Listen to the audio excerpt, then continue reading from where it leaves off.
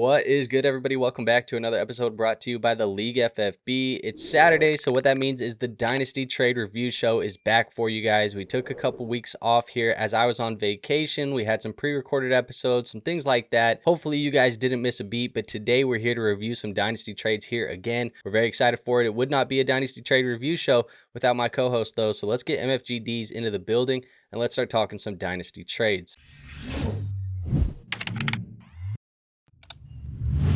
How we feeling today? Not great. Why is that? This hit piece on Caleb Williams yesterday just has me enraged. But I'm ready to review some trades. All right. Well, you sent it to me. I think I've seen snippets of it already on social media. I haven't read what you sent me yet, but interesting to say the least. Is it some of the stuff where it's like him saying, like with Thomas Brown, he was like shaking his head and not going to huddles and things like that? Is that what you're talking about? No, he sashayed back to the huddle. That's what the article say. Oh, sashayed. Okay. All right. Yeah. I think I've seen some of that. But look, we'll have plenty of time to talk Bears and Vikings, probably even on next week's episode after our game has been played. People want us to make a little side wager. Maybe we can talk about that later. But let's start by talking about the Dynasty trades right now. The first one that we have here is a Jacory Croskey-Merritt, Bill Croskey-Merritt type of trade. It is a 12-team Superflex full PPR and tight end premium. He says the 2027 second that he is receiving is a middle pick. So what do you think about JCM for a mid 2027 second? I mean, I like Bill just as much as the next guy, but I think we need to see how things gonna play out a little bit before we start going and trading 27 second round picks and high draft capital in general for Bill. Like right now, he's listed as like the running back, like what, 4 on the depth chart. I'm not putting too much weight into that. Yeah, I was gonna say that. I feel like that's some kind of gamesmanship, but I do think Bill's definitely gonna get his shot. And I mean, maybe like I'll tell you this, and I think you'll agree, Andrew. If Bill goes out there and just starts like dominating, a second round pick is gonna be a value. So yeah. I mean, I think it depends. I agree with you, the gamesmanship, because they had like Trevion Henderson as the RB3, and we know that he's not playing behind Antonio Gibson these days. But I do think I've been kind of consistent over the last little while, just saying, like, if you are going to trade away Corey Croskey-Merritt, the 2027 second or just a second round pick in general is kind of my line where, like, if I'm a rebuilding roster, I'm retooling, I got a free JCM at the end of my rookie draft, so I picked him up for free off the waiver, and I can now flip him for a second. I'm okay taking my profit and running away. Like, that's fine with me in a rebuild or a retool. If I'm a contending roster and I got him for free, I kind of just want to hold. I'm like already playing with house money, and I just want to see what I get out of JCM. We know the depth chart is Austin Eckler, who I do, predict to be the primary guy, at least early on in the season. And then behind him, it's Chris Rodriguez, who they keep saying is going to have some involvement, but he's been in the league for 3 years now, it feels like. So, like, he hasn't really done anything up to this point. It's probably JCM after him. But that's kind of my opinion. What do you think about that opinion of, like, if I'm rebuilding or retooling, take my profit. If I'm contending, just keep playing with house money? I agree.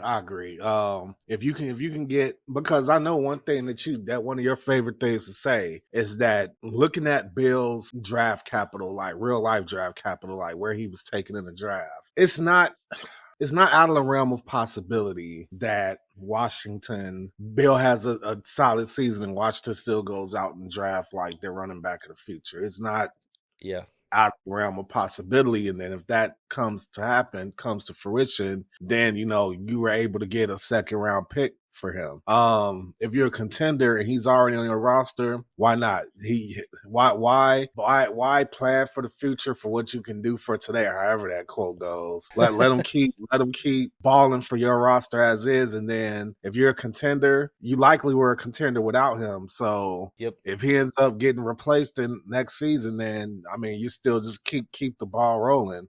So yeah, I agree with you. Yeah, I agree. I think Breece Hall makes a lot of sense in Washington eventually down the road. He's a free agent at the end of the year, maybe a trade candidate. I keep feeling like Breece Hall might find his way into Washington with Jaden Daniels. But let's go to this next trade. The next trade that I have here is going to be a 10-team super flex, full PPR, no tight end premium, and start 10. They are a contending roster. Now, AH is trading away DeAndre Swift in a 2026 second. Like he said, he is contending, so he thinks that 26 second is late for Ricky Pearsall. You're the Bears guy. You know, we've been talking a little bit about DeAndre Swift and how we think he might be a little bit undervalued right now, but how do you also feel about Ricky Pearsall in a move like this? I think I think he actually traded away the piece that was going to help him more. I'm telling you right now, like, mark my words, barring injury, you're about to see a monster season from DeAndre Swift. Monster season. And I'm not just saying that just based on, oh, I'm a Bears fan, I have belief. No. I'm saying that because Ben Johnson likes to run the ball. The Bears did nothing to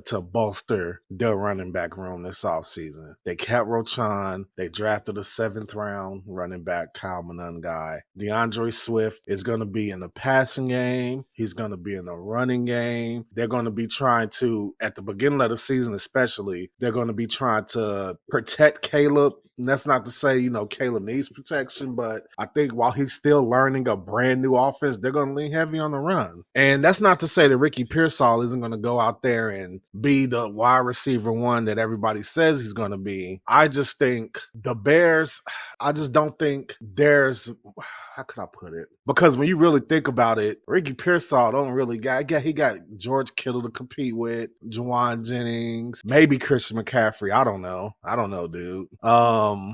I personally feel like this is a good trade, by the way, for the person receiving Pearsall. Don't hear what I'm not saying. I'm just speaking more to what do I think is going to help him as a contender. I think Swift would help him as a contender, but with Pearsall, you're getting the longevity and you're getting, a piece that can help you contend. So, I think he did good with the trade. I'm just saying, like, in terms of trying to win this year, I think Swift would have been a better piece to have. Yeah, I think I like Pearsall the most out of all of the assets in the deal. I think he's the most valuable asset. I think he has the highest ceiling. But I do think it's a little bit of a lower. I think you're selling a tiny bit low on DeAndre Swift as just a piece that I think can help you play this year. Like you said, there's really nothing going on in that running back room behind him. Monangai is probably the front runner at this point in time, but he's been battling an injury. So is Roschon. Like, there's a pretty good offensive line in front of them, probably a top 10-ish offensive line in football in front of them.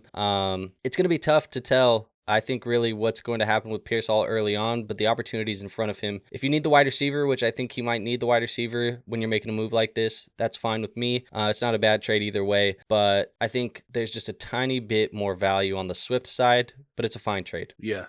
And I'll make one more point. Just listening to Chicago media leading up into the game against you guys, Andrew, they said in practice it's been like maybe 60-40 run pass, leaning heavily on Swift. So I honestly think like that's the game plan, is just run the hell out of Swift until Caleb starts to, mesh with the new game plan, the new play caller, Ben Johnson, even more. So fair enough. Yeah, it'll be interesting to see. Let's move on to the next trade here. It's 12-team Superflex full PPR with a 0.75 tight end premium and start 11. You're trading away Bo Nix. You're getting Baker Mayfield and Jordan Addison. Getting a little bit older at the quarterback position, but it gets you a flex play, probably more than that, wide receiver when he comes back from his suspension. Which side of the deal are you leaning with here? Well, I think I was doing okay with the not pissing off people in the comments part till I get to this part, because I'm taking Baker Mayfield and Jordan Addison over Bo Nix. I like Bo Nix. Let me put that out there. I like him. Think he's going to do good. If he turns out to be the next Drew Brees, I'll definitely admit to being wrong on this take. But Baker Mayfield, for what, last 2 seasons or since last season, correct me if I'm wrong, Andrew, he's been putting up ungodly numbers. Yeah.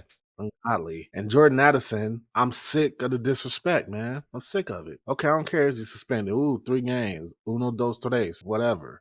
Suspended 3 games. Okay. Jordan Addison is the wide receiver 2 of an offense that in recent history have excelled in supporting 2 wide receivers. And now you got Jordan Addison, man. People be sleeping on Jordan Addison. And I feel like he's treated like a throw-in this trade. And that's a mistake, man. Jordan Addison is a baller. And I think that's why the Baker Mayfield, Jordan Addison side wins. Yeah, I mean, I think if you're looking at a deal like this, it's obviously that you are a contending roster and you wanted some extra help to bolster your wide receiver room, because I think it's not out of the range of outcomes that, at least for the short term, Bo Nix and Baker Mayfield could be similar producers, if not leaning towards Baker Mayfield as the better producer short term, unless you think Bo Nix takes another step forward as a second-year quarterback, which is in the range of outcomes. But like you said, you get Jordan Addison thrown in. I think that is like the tack for buying a 30-year-old QB in Baker. But if you're a contending team, you want Baker and Addison. And if you're a rebuilding team, I don't mind throwing in Addison with my Baker Mayfield to get a couple years younger, but you're only getting a couple years younger. It's not like you're getting that much younger, because Bo Nix was already like a 6-year collegiate quarterback. He wasn't a guy that like played 3 years and came out as a true junior. Like, that wasn't what happened with Bo Nix. He played a lot of years of college, so he's already a little bit older. Contending, I'm okay with you taking Baker. Rebuilding or just anything else, I'm okay with you taking Bo Nix. I really like Bo Nix this year. I think he's a very, very intriguing fantasy quarterback. I had him as a top 6 quarterback in my rankings coming into the season. So I like the Bo Nix side, but I understand the contending reasoning for going Baker and the Jordan Addison piece. Yeah. I wouldn't mind having a share of Bo Nix on my team, but like you said, contending, acquiring Mayfield and Addison, that's the right move. Bo Nix is like a second year, 30-year-old player. Yeah, pretty So much. I mean, but I don't mind it. But yeah, stop sleeping on Addison, y'all. He's not a damn throw-in dude. Show him Yeah, some respect. it does feel like people treat Addison as if he's not Devonta Smith, J-Mo, these elite wide receiver twos like Yeah. that are on their team. It seems like people kind of treat him as like the last of the bunch, as if he's like the just barely creeping in. And I don't know why that is, because he has been productive every year that he's been in the NFL. There's a reason why leading up to Bears Vikings, all the people are just like, oh yeah, the Bears got a little bit of a break without Jordan Addison there. I mean, if he was a bum or a scrub, they wouldn't be talking about how it's such a weight off of their shoulders that they don't have to deal with Jordan Addison. Like, Yeah. he's not I mean, some fucking clown. we'll see. And I truly believe, as much as people like the reunion of Adam Thielen, which I do like the reunion of Adam Thielen, when Jordan Addison's back in the lineup, Thielen is taking a back seat to the Young Bucks. Like, that's just the way it's going to be. So, and I guarantee after a season of being on a basement dwelling team, Adam Thielen is going to be overjoyed to just be along for the damn ride. 100%. All right, let's move on to the next trade. 12 team super flex, full PPR, and start 9. They said that the first round pick in this deal is a late one. You're trading away Rashee Rice, a late 26 first, and David Njoku. You get Puka Nacua and James Conner. So when I'm looking at a deal like this, Rice in a first for Nacua, maybe Njoku for Conner. That's kind of how I'm looking to break it down initially. What are you trying to do when you're looking at breaking down a deal like this? Well, Andrew, I'm not an Njoku guy. It's not tight end premium either, by the way. Yeah, and I'm telling you right now, Rashee Rice in the first for Puka Nacua is not enough, because I can tell you right now, in my umpteenth leagues, I cannot go get Puka Nacua right now for Rashee Rice and a first, even with not knowing who the hell's going to be throwing Puka Nacua the ball in the future. Yeah. So easily to say, I'm taking the James Conner, Puka Nacua side. I'm taking James Conner over David Njoku too. I just am. I'm taking his old ass, whatever. Rashee Rice, I don't like. Once again, I don't care about the suspension. I mean, he'll be back, and I don't know what the hell happened to Xavier Worthy. Don't even get me started on that. I'm completely pissed off about that, because I have like 5 shares of Xavier Worthy across all my leagues. I'm completely You pissed started off. him in all of them? Yes, sir. Yeah. and I don't know how long he's going to be out. So let's say hypothetically, and I hope not, hypothetically, let's say he like tore his pec or like tore something off the bone or some shit like that. And Rashee Rice comes back in week 6. Oh my God, it's going to be scorched earth. Patrick Mahomes, we're throwing to dudes that clearly shouldn't be any higher than the 3rd or 4th wide receivers on their team. Yeah. I mean, when Rashee Hollywood- Rice comes back, bro, oh my God, when Rashee Rice comes back, that's gonna be a massacre. Like, it's gonna be up. Like, so when you think of the trade, if you're getting Okay, Andrew, how do you want to look at this deal? Okay, I said that Rashee Rice and the first is not enough for Puka Nacua. Okay, so do you think unopposed Rashee Rice, where he's getting fed a shit ton of targets because there's nobody else relevant to catch the ball besides an aging Travis Kelce and the first for Puka Nacua, do you think that's a little bit closer? Yeah, I mean, I think he was going to get fed targets anyways, even when Worthy's on the football field. Like, I think he's still going to see a good amount of targets. He's a guy that I would probably project somewhere between 8 and 10 targets a game anyways. So I think for me, like, Rice and a first for Nacua feels fine if you're projecting that type of usage for Rice.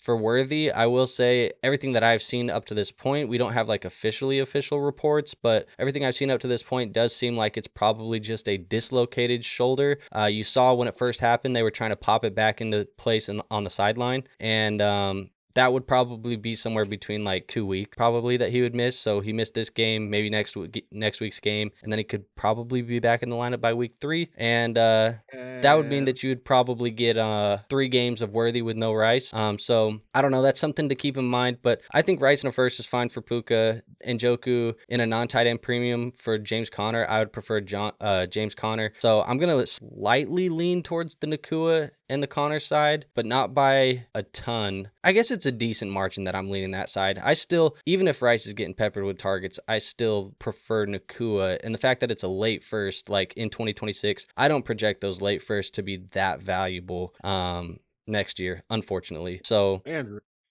yeah.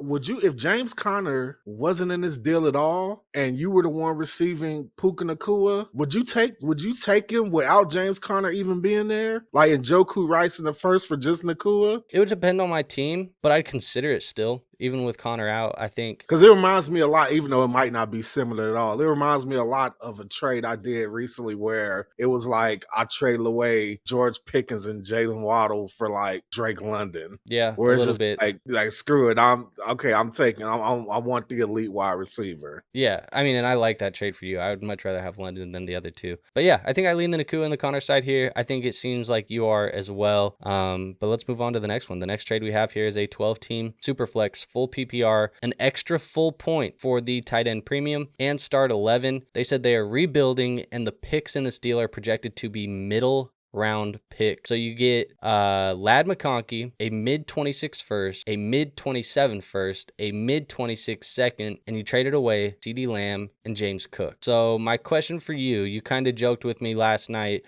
during the game that Lad is now a wide receiver too. So I'm curious, now that that has come up, how do you feel about, McConkey and 2 mid-firsts and a mid-second for Lamb and Cook? I like Ladarius, the 2 firsts and the second. I mean, I love CeeDee Lamb too. CeeDee Lamb, man, imagine if CeeDee Lamb actually didn't switch out for alligator arms in the second half. Imagine if he did.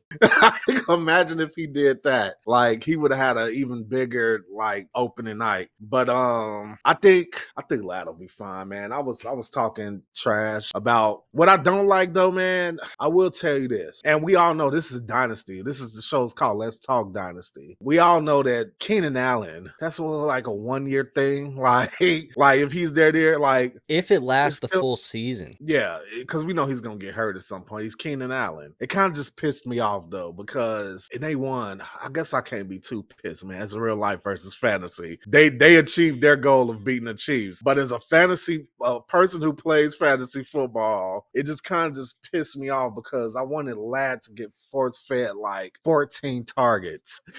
I wanted him to get 14 targets. I want him to get a touchdown.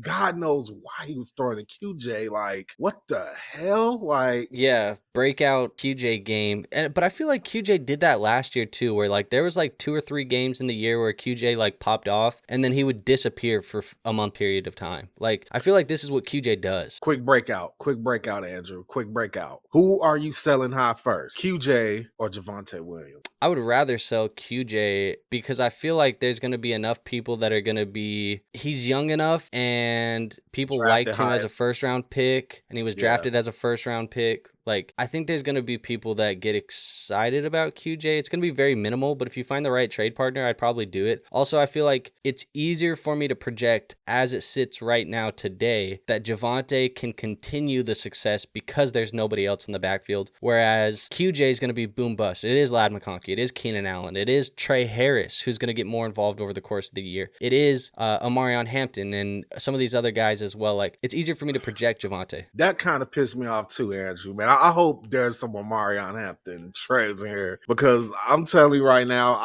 what I've learned is not to overreact to week one. I want to say that for guys. Do not, if you're watching this show, you are a part of the Let's Talk Dynasty League FFB family. Guys, Andrew will echo what I'm about to say. Do not panic trade after week one. Do not do it. Take advantage of the people who are panicking after week one. Yep.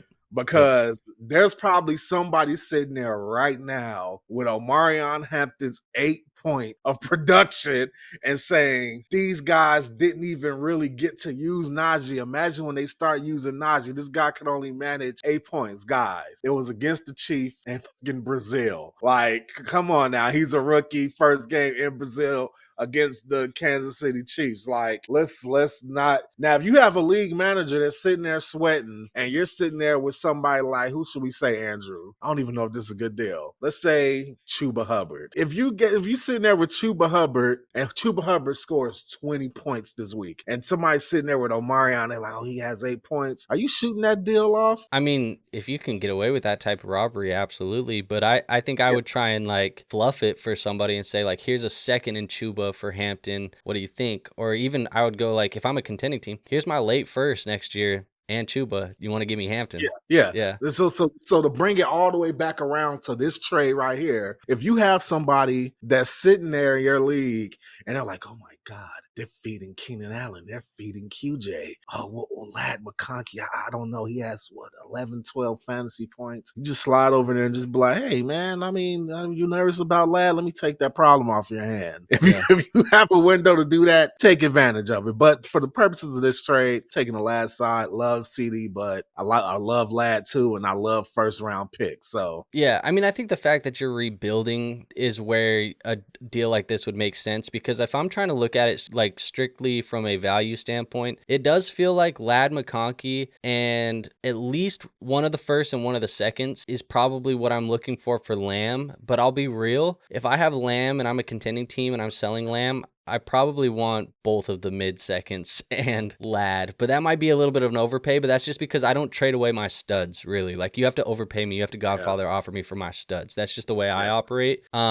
And so you might be selling a little bit low on James Cook. I kind of wish that this deal could have been worked out with just the receivers without Cook getting thrown in, because I think he's the sneaky, like, he's like, yeah, just throw me James Cook too, and we'll get rid of that running back on your rebuilding roster. I feel like you could have got more value for Cook in the deal, but this makes sense for a rebuilding team. You get some middle of the round first round picks, some middle second round pick, and you get Lad McConkey. I would say too, in a rebuild, I'm not opposed to toying around tearing down in a similar way, tearing down Lad McConkey just like you did here in a rebuild, just to collect a couple more picks as well. That's interesting. Would you, like, I mean, let's just say today, before the Bears go play, if you could go Lad McConkey and then tear it down to Rome Odunze and get another first round pick thrown in, are you taking Rome in the first? Oh yeah.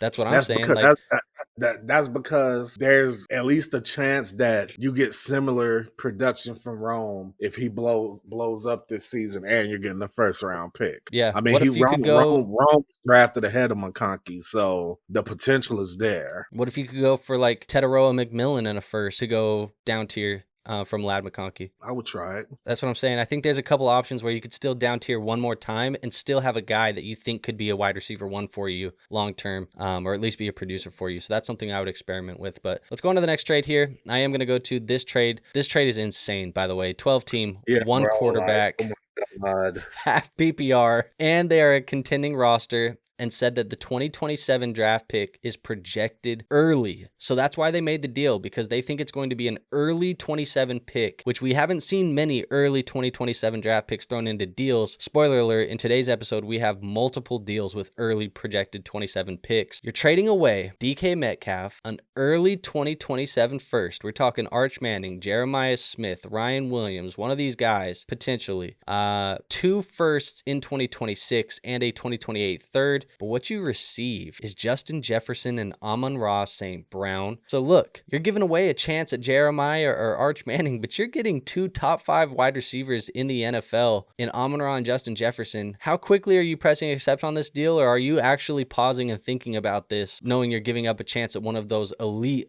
young prospects that are coming in 2027? Bro, I'm sorry, bro. I cannot stop and think about this. Like, as soon as I see those 2 players come into my team, I'm just hitting accept, and then I'm looking at what first round picks that I gave away, because you don't want them to rethink it. I don't want them to I don't want them to be talked out of it. I don't want them to go ask Andrew. I don't want them to go do none of that stuff. I'm immediately hitting accept, and then he's gonna watch this show, and then I don't know, that person might not watch, so they should, but let's say they watch the show. They're gonna watch the show. They're gonna see us both say that we're taking the JJ and Amon-Ra St. Brown side, and then now they're not gonna have the chance to go decline the trade because it's too late. You already did it. So, but yeah, bro, like, I'm not going to risk, bro. Let's just assume their 27th first round pick is Jeremiah Smith. Am I going to sit here and just make the assumption that Jeremiah Smith is going to be good as or better than Justin Jefferson? No, I'm not. No, I am not. Because I feel like a lot of people did that with Marv. Yeah. And Marv didn't have a Justin Jefferson rookie season, did he? No. No. So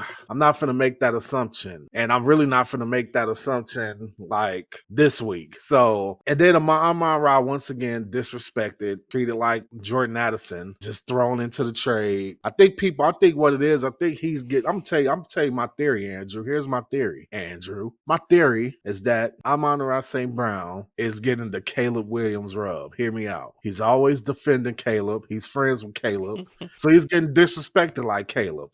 He's getting thrown into trades. Somebody's going to say he sashayed away. He's going to they're going to do all kinds of stuff. So that's why he's been, because do you know how many people I seen bitching about Amon-Ra St. Brown on his podcast with Rome Dunze? Say, yeah, man, people hate Caleb unfairly and stuff like that. People's mad about that. Yeah, I mean, look, when you got like 2 in-division rival teams, whatever, I get it, I guess. But Amon-Ra has the USC ties with Caleb, and it is what it is. I wouldn't be surprised if people were saying that Amon-Ra wants to be a Bear and wants to play with Caleb. I've seen that. And wants to reunite with Ben Johnson again, because Amon-Ra has talked so much about how he loves Ben Johnson. Like, he loves Ben and his offense. So, don't let him have a shitty season. Don't let him have a shitty season. It's going to amplify. People going to be talking about, yeah, man, DJ Moore for Amon-Ra St. Brown. That would kill so many people fantasy projections of other players on the Bears, bro, if that happened. Yeah. I mean, look, I'm going to come back to this trade really and look at it like it's a 1 quarterback. It's a half PPR. You're a contending team. I'm just saying, if I'm a contending roster or if there's a contending roster in my team and they just traded their picks to get Justin Jefferson and Amon-Ra St. Brown, I'm slapping the dude who just gave him Justin Jefferson and Amon-Ra. Like, what the hell is wrong with you, bro? He's already a contender and you just gave him 2 top 5 wide receivers. I should slap the dog piss out of you. Like, that's the type of trade that pisses me off. Now, looking at it critically, I'm like, an early first, I can at least understand the argument. I want more than it, but I can understand the argument. If you're like, this is the 101, this is the 102. If you're like, I would trade Jeremiah for Amon-Ra in a rebuild, okay, I'll hear you. Fine. If that's your process, that's your process. Cool. I don't know if I could do it because there's just risk with inheriting the first round pick only, but I hear you. So then you look at it and you say, all right, if you take that 27th first, that's early for Amon-Ra, you take it out. It's Jefferson for DK and 2 firsts in 2026. I probably still lean Jefferson there. So I'm obviously going to take the Justin Jefferson and the Amon-Ra St. Brown side of this deal. I just tried to do that to paint a picture as to why somebody might take the other side. But look, if you're rebuilding and your choice is to get picks and you can get an early 27, go for for it because, look, I'll tell you today, too. This is why, folks, I have been hoarding 2027 picks where I can get them in rebuilds. This is why War and I have been telling you guys, get those 2027 first. Because you think you see deals like this today, we're still 2 years out, bro, from that draft class. We're 2 years away. Imagine the deals that you think you can get a year from now, a year and a half from now, as we're approaching rookie season and we're seeing Jeremiah run out there at the combine. We're seeing Arch Manning throw footballs there at the combine. We're seeing all of this go on crazy. Those draft picks are going to be worth a bag. It's not even going to be funny. So try and hoard as many of them as you can while they're still somewhat obtainable. That said, give me Jefferson and Amon-Ra. What the hell are we doing here? I know one thing. Arch better get his shit together so we could make our money on 27. I'm not worried about it at all. Not worried about it at all. Look, the all 22 on it. I went back and I watched the all 22 on it. I'm a sicko. I get it. It is what it is. Just looked fine. Like, he was fine. They were kind of really not letting him do too much. Like, the offense wasn't really opening up. I think they were kind of sheltering his offensive play from the fact that, one, he's on the road in a tough game against the national champs in Ohio. Like, it is a big game already as it is. That's one of the best defenses in college football right now. And that's like his third start in college. Like, relax. It's gonna be fine. Who's he play this week? Like some like mid-major or something, some like small ass. He has 3 tune-up games where he's probably gonna go for 300, 400 yards against these three. I was about to say, like, he's about to cook whatever team they play. Like, but if he plays some small ass school and he does the same thing, it's gonna get even more worrisome. Like, but I think they were calling him a Bronny James of football and all this other stuff. Insane, bro. I was seeing so many disrespectful memes about Arch Manning, bro. I was seeing so many disrespectful memes. His next big test will be college football week 5. He goes down to Florida. He plays in the swamp. He has to see DJ Lagway and that Florida Gators team. That'll be like his next big challenge. And so he has 3 weeks here, the better half of a month that he can go in. They can get this offense opened up a little bit. He can get his feet wet. He can get going. And then he has to go see DJ Lagway in the swamp. So that's going to be an interesting game. But yeah, I'm not too worried. Short story here. I'm not too worried about Arch Manning. Let's move on to the next trade, though. We got a 12-team Superflex, full PPR, half-point tight end premium, and a start 10 league. He said this is the startup year, so this trade was made right after the startup draft. They traded away Joe Burrow, Rome Odunze, and James Conner. What he received was Jared Goff, Jackson Smith-Njigba, Garrett Wilson, and a 2027 second-round pick. So, knowing that it's a 12-team Superflex, are you trading away Burrow and down tiering him to get that wide receiver upgrade? Yeah. I become nonsensical when it comes to like Joe Burrow trades. I know. Because I was sitting here like trying to dissect it right now. I said, okay, maybe I could wipe out the second from their side for James Conner. So then I'm like, Goff and Odunze for Garrett Wilson, Smith-Njigba and Goff. And I'm just like, I feel like I'm supposed to say the Jared Goff side. No, I don't think you're supposed to, because I feel like I want the Joe Burrow and the Rome Odunze side. Oh, okay, good. I'm not crazy then. Because I was sitting there like, I'd just rather have Joe Burrow and Rome Odunze on my team. The thing that makes me waver, honestly, is not even Garrett Wilson. The thing that makes me waver is JSN. Like, that's the part where I'm just like, makes me uncomfortable. Because we were talking about like Jared Goff and Wilson, and I'm slamming the Joe Burrow side easily. Because I think that Rome could already be like a better prospect than Garrett Wilson. Like, no disrespect to Garrett Wilson. It's the JSN part that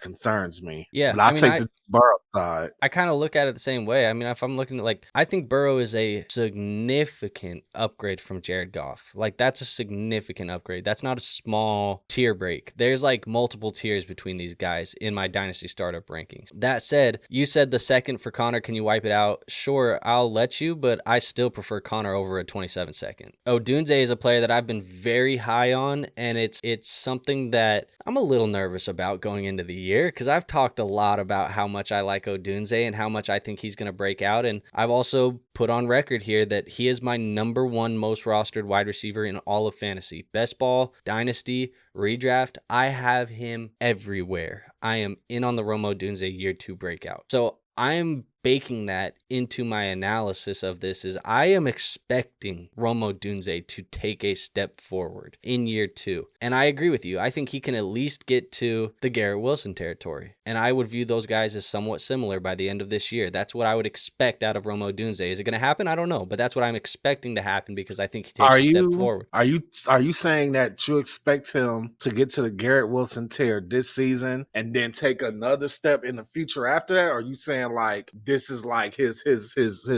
peak is getting to the Garrett Wilson tier? I don't know. I don't know if he can take another one after that, but I do expect him to at least get to the Garrett Wilson tier. And I think that what that is like we're viewing Garrett Wilson, or we should be viewing Garrett Wilson, I think, as this high-end wide receiver 2 for fantasy, right? Like that's kind of how we should be viewing Wilson. A top 15 guy. He's young. We've seen him have the ceiling, or we've seen him have a high floor, but he hasn't really had this elite ceiling. I think Odunze can do that. Something like a T. Higgins type of guy. That's a good comparison. Yeah, I think Odunze could be like a T. Higgins, and I think that would be fine. I think he's a better prospect, like talent, than T. Higgins, because I think he's a more complete route runner than T. Higgins is, but T. Higgins is on like one of the best offenses in football, so we can't really compute that. I think when it comes into baking that into the analysis. At the end of the day, though, like I'm expecting the breakout from Odunze, so I'm going to take Burrow and Odunze and Connor. It's not a landslide. I'm leaning that way. I just don't think you're really going to be too happy with... I just don't think Goff and Garrett Wilson are going to be like difference makers for you in your fantasy league. And I think Joe Burrow is a difference maker. And I think James Conner can be a top 15 running back this year. And I think Odunze is going to break out. Like I just prefer that side. That's just where I'm at. All right, I'm right there with you. All right, let's move on to the next one. We got a 12-team super flex, full PPR, tight end premium. Team number one, that's my alarm. It's a orphan team. So they just took over this as a orphan, and now they're trying to make some moves. So they traded away Ja'Marr Chase. They traded away Devon Achane. They traded away 26 first. They get Puka Nacua. They get Jahmyr Gibbs. They get Matthew Golden. They get a 27 second. So you're taking over this orphan team war. Are you trading away Chase and Achane and a first? I wonder if his orphan team was good or if it was bad. I mean, the fact that he's sitting on Chase and Achane, I'm going to assume it's pretty good. Oh, man. This is tough because I'll be honest. I'll be completely honest, Andrew, because we've been out a couple of weeks, so I haven't had a chance to talk to you about this. Throughout those couple of weeks, I've gotten higher and higher, and I hate to say this, bro. On Achane? It's actually kind of really sickening. On Golden? I've gotten higher and higher on Golden. Like the more time that passes, I just keep getting higher and higher on Golden. Like I just think that he could be a stud. I hate to say that. Like it's really painful to say like Matthew Golden could be a stud. So if I look at this trade like that, Jahmyr Gibbs is already a stud. I do have concerns about the idea of trading for, but like you said, if his team is still good after this, I mean, he's getting Gibbs, Nacua, and I'm taking a Gibbs side. I hate saying that because Chase is going the other way, but I just like those players on that side, man. I'm not. And I got a question about Achane, so. I'm not, man. I'm taking the Chase and the Achane in the first side. There's just no player in this deal that I want more than Ja'Marr Chase. I think Achane is in contention up there as far as like value goes. You're losing the first round pick too. I'm taking Chase and the Achane side. I think here's my thing. If you wanted to move off of Achane, I'm for it. If you wanted to tear down off of Chase and go to Nacua in a different deal, I'm for it. Where I'm at here is I just don't understand the vision. And maybe that's just because of lack of context, but I think I just don't understand the vision here. I also, unlike you, am still not super impressed with Matthew Golden. I think the opportunities in front of him, I just didn't love his tape. I didn't think he was a great prospect analytically. I didn't think he was a great prospect on tape. He kind of profiles as a guy who's going to be more boom bust at the next level anyways. Could I be wrong? Absolutely. I've been wrong before. But I'm just sticking to what I saw, and we'll see what happens. But the way that wide receiver room is shaking out right now, it's lending itself to Matthew Golden's going to need to be relied upon early on. That said, even without him in it, like, I just I can't move Chase and Achane and the first. I don't see a way how you move Chase. You're trading the best player in the deal, and you're the one giving up the first. I don't get it. That's where I don't get it. It doesn't make sense to me there. Yeah, that's always a little weird. Unless he sees Gibbs as the best player in the trade. You It's shouldn't. possible. I know he shouldn't, but there's people out there that probably have that opinion. Yeah, I hear you. Maybe this is an unpopular opinion with the folks at home, and it might be, but I'm going to say it because I've been thinking it in my deep thoughts all off season, and I've never said it out loud. I don't think I could trade for Jahmyr Gibbs at his cost in any league, really. Like, I think there's too much inherent risk at buying these running backs when they're being drafted as like top 7, top 8 startup pick. It's too scary. I wouldn't do it. And I love Gibbs. That's because he's a running back. Yeah. I mean, it goes all the way back to our old logic of running backs. It's just, you take a running back, you know, an elite running back does not equal an elite receiver. I mean, it's just simple as that. Yeah, because it's always going to be, if I'm giving you Chase, I want Gibbs plus a piece. Yeah.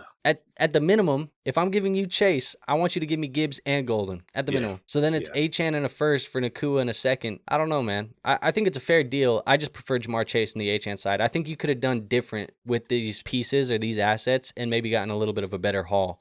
Also, I hate again, another unpopular opinion, but I hate when people bundle multiple elite assets into one big deal. I know it looks really cool for the screenshot because you're getting like all of these big names into one screenshot. But if I'm shopping players and selling players, I feel like the same way these stores, they want to bundle you all these services into one, it's to give it you get more at a cheaper price or an affordable price. When you bundle all your best players together, you're giving them away at an affordable price. If you sell them individually, Chase is more expensive. Achane is more expensive. The first is more expensive. So I like selling everybody individually. Yeah, no, I agree with you.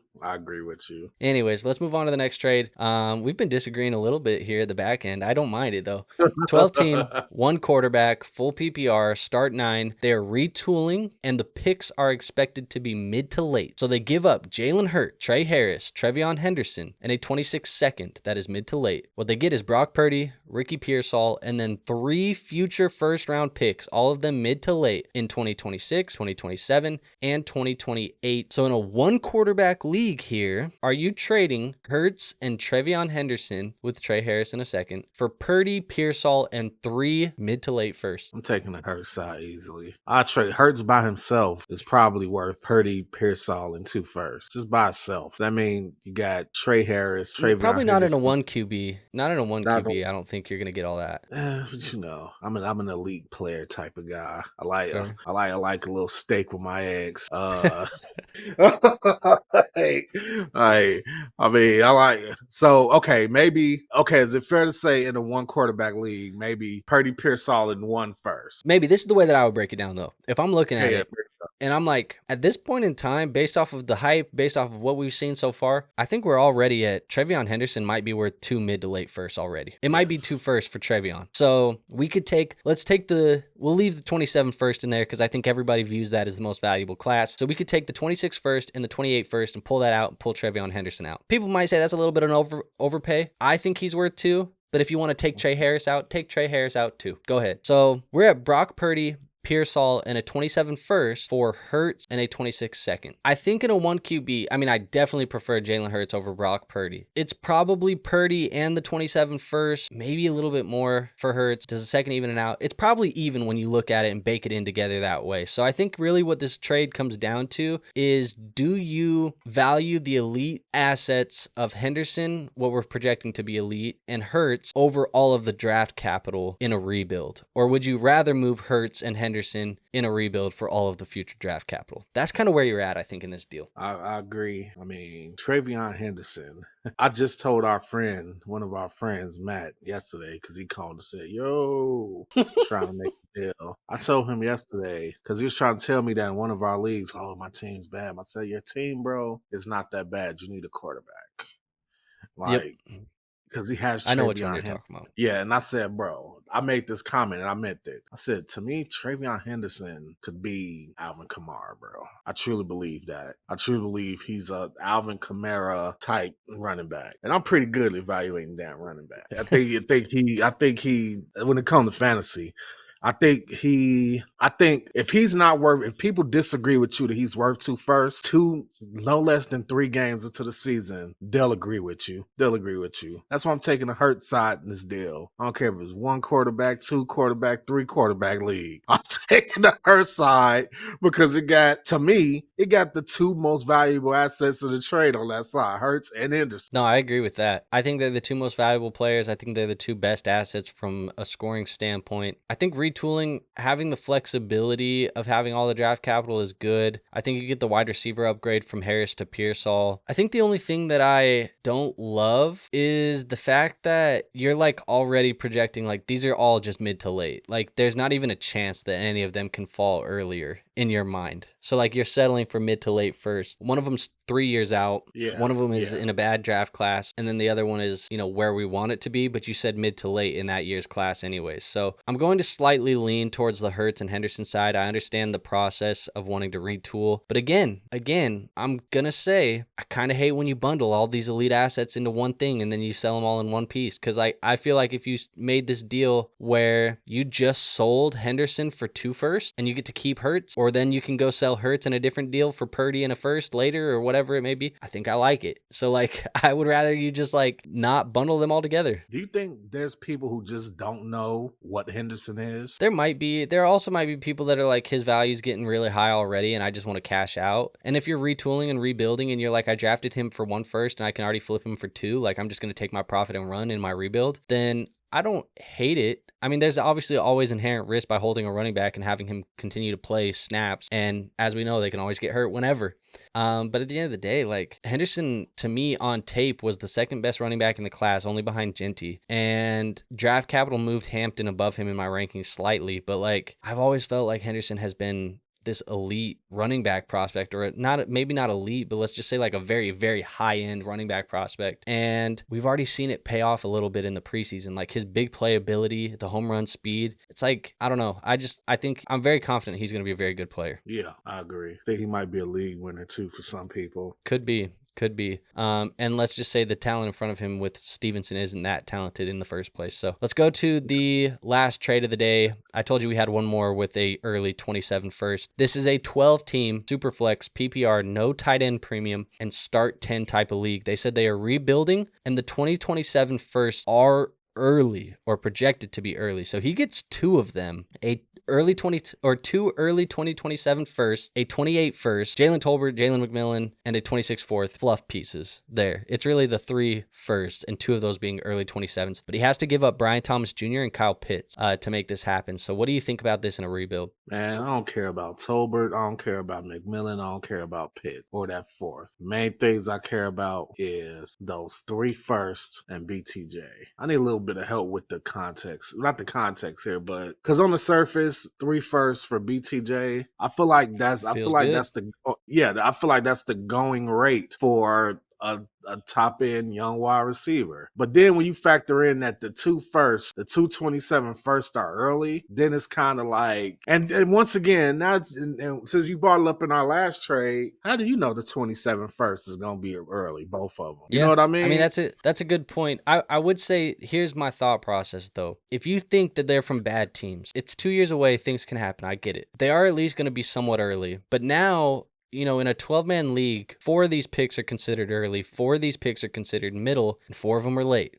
You now have 2 of them that you have at least considered to have a shot at the early one. Also, I'm assuming because you're rebuilding, you have your own first-round pick, which you are also projecting to be early. So you've now kind of locked down 75% of the chances at landing the 101, the 102, the 103. You have a 75% chance. You own 3 of those 4 picks right now, potentially, based off of projections. So the odds are at least in your favor to land 1 or maybe 2 of those picks. So you're looking at Arch in a super flex. You're looking at Jeremiah. You're looking at Ryan Williams, maybe a DJ Lagway, whoever you may think ends up being at the top of that class. I think you're eliminating some of the risk by gathering more of these picks. The more you get, the higher chance it is that you're going to land the studs. So I think in that aspect, for me, I'm okay with this type of deal. I'll take the 2 earlies and the random 28 for BTJ. And honestly, if you want Kyle Pitts and a non-tight end premium for Tolbert, McMillan, and a 4th or whatever, and that's what gets your deal done, by all fucking means, take Kyle Pitts. I don't give a shit. Like, give me the 27 first. That's what I want